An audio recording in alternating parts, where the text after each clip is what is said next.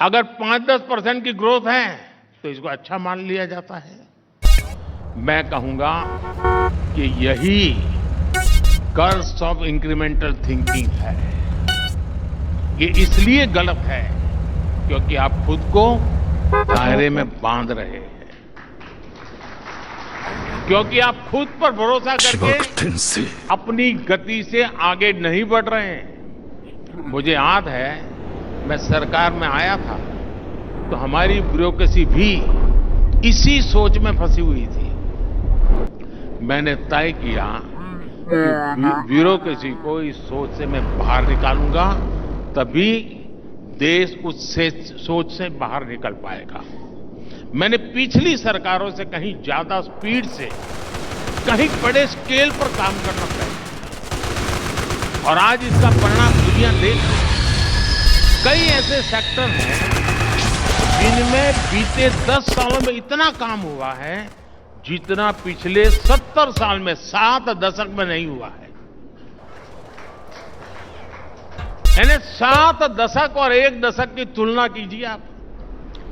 2014 तक 7 दशक में करीब 20,000 किलोमीटर रेलवे लाइन का इलेक्ट्रिफिकेशन हुआ। 7 दशक में 20,000 किलोमीटर। हमने अपनी सरकार के 10 साल में 40,000 किलोमीटर से ज्यादा रेलवे लाइन का इलेक्ट्रिफिकेशन किया है।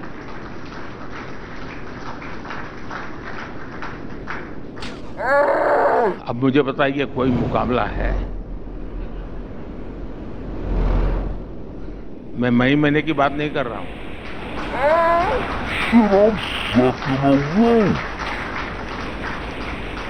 2014 तक 7 दशक में 4 लेन या उससे अधिक के करीब 18,000 किलोमीटर नेशनल हाईवे बने।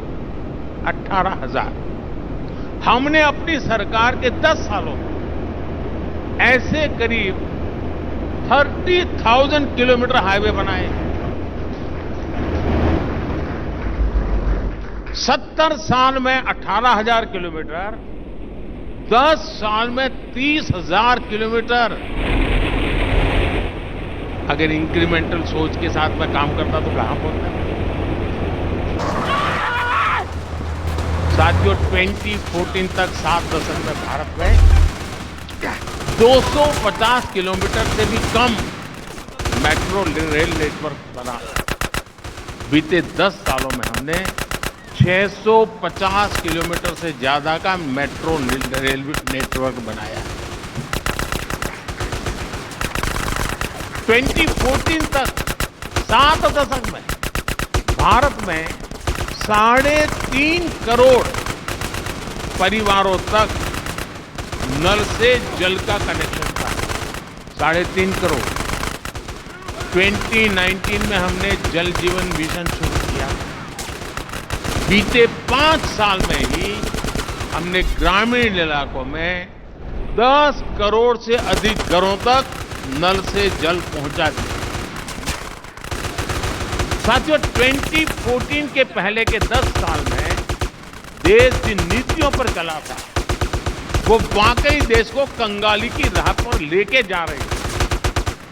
इस बारे में संसद के इसी सेशन में हमने भारत की आर्थिक स्थिति को लेकर के एक व्हाइट पेपर भी रखा है। आज उसकी चर्चा भी चल रही है और मैं आज जब इतना बड़ा ऑडियंस है तो अपने मन की बात भी बता दूं। ये व्हाइट पेपर में जो आज लाया हूं वो मैं 2014 में ला सकता। राजनीतिक स्वार्थ अगर मुझे साधना होता तो वो आंकड़े मैं 10 साल पहले देश के सामने रख देता। लेकिन 2014 में जो चीजें जब मेरे सामने आई मैं चौंक गया। अर्थव्यवस्था हर प्रकार से बहुत गंभीर स्थिति में थी। घोटाले और पॉलिसी पैरालिसिस को लेकर पहले ही दुनिया भर के निवेशकों में घोर निराशा व्यापी थी। अगर मैं इन चीजों को उस समय खोल देता,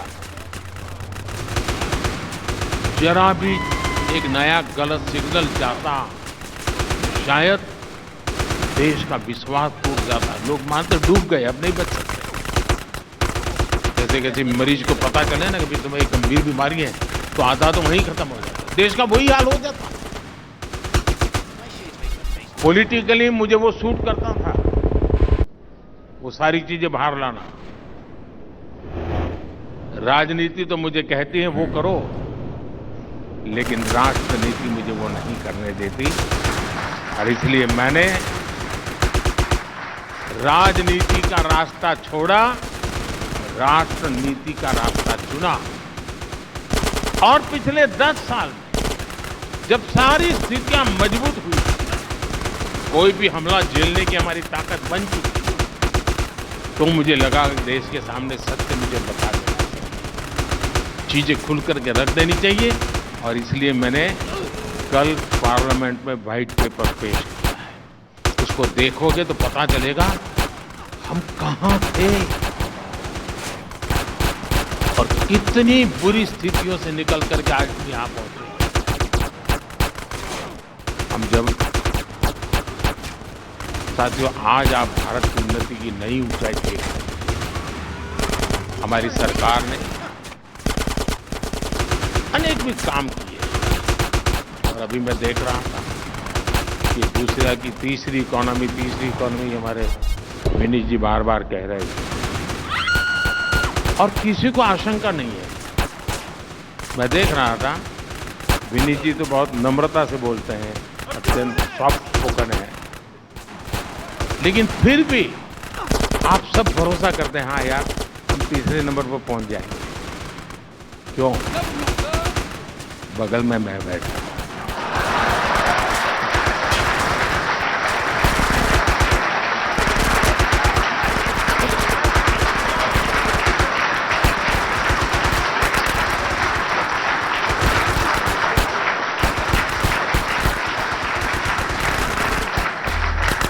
और मैं आपको गारंटी देता हूं, हमारे तीसरे टर्म में देश इकोनॉमी में दुनिया में नंबर 3 तक पहुंच जाएगा।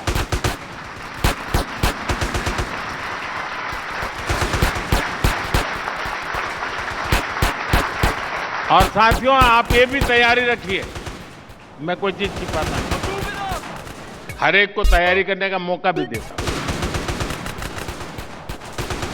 लेकिन लोगों को क्या है कि लगता है जो पॉलिटिशियन है तो बोलते रहते हैं, लेकिन अब जब अनुभव मेरा हो गया है आपको, मैं ऐसे ही बोलता नहीं हूं।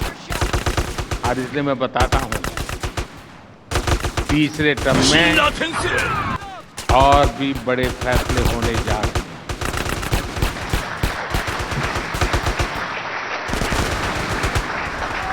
भारत की गरीबी दूर करने, भारत के विकास को नई गति देने के लिए हमने नई योजनाओं की तैयारी पिछले 1.5 साल से मैं कर रहा हूं,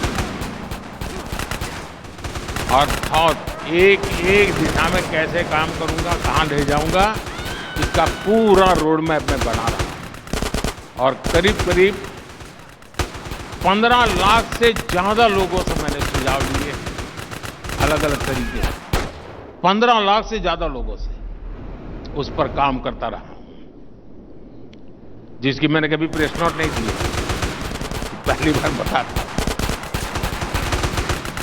काम चल रहा है और आने वाले 20-30 दिन के अंदर वो फाइनल रूप भी ले लेगा।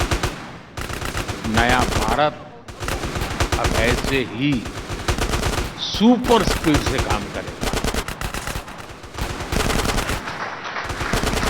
और ये मोदी की गारंटी है।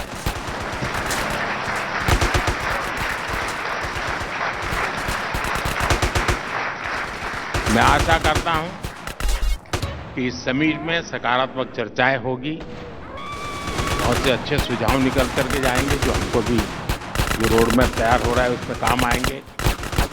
एक बार फिर इस आयोजन के लिए मेरी तरफ से ढेर सारी शुभकामनाएं।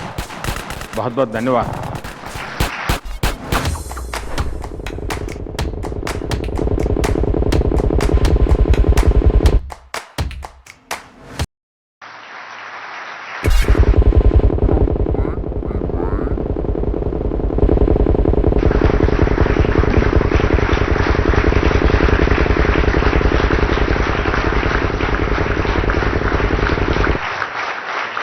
आपको तकलीफ दे।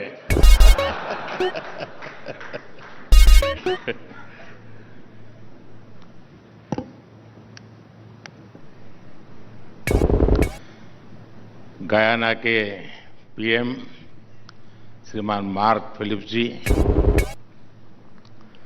श्री विनीत जैन जी, इंडस्ट्री के लीडर्स, सीईओज, अन्य महानुभाव, देवी और सज्जनों, फ्रेंड्स, ग्लोबल बिजनेस समिट की टीम ने इस बार समिट की जो थीम रखी है, मैं समझता हूं वो थीम इटसेल्फ बहुत अहम है। डिसरप्शन, डेवलपमेंट और डाइवर्सिफिकेशन आज के इस दौर में ये बहुत ही चर्चित शब्द है। और डिसरप्शन, डेवलपमेंट